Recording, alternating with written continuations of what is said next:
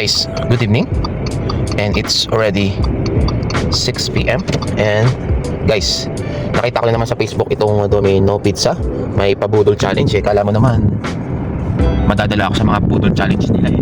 Pero mo ba naman guys, pag bumili ka ng isang large pizza, regular price is 35. Magkakaroon ka ng ano guys, one pizza for only 1 real. Ayan, kala naman mabudol ako. So, tama-tama hindi pa naman tayo nag-dinner guys. So, pero feeling nila kakagat ko sa ganyan. Anyway, kala nila matcha-challenge tayo sa ganyan. No. Ay nako, sila talaga.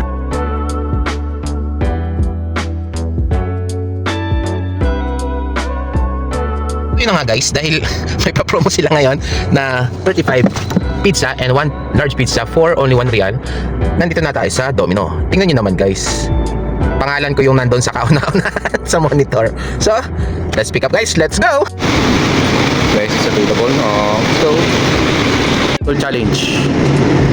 So, okay, thank you! Alright, kalas. Tingnan natin ang full challenge. Ito na sa sagot. Wow, nice. So, iba to, pepperoni and Hawaiian. Alright? Let's go! Guys, yung isa ibibigay natin kasi hindi natin siya kayang ubusin.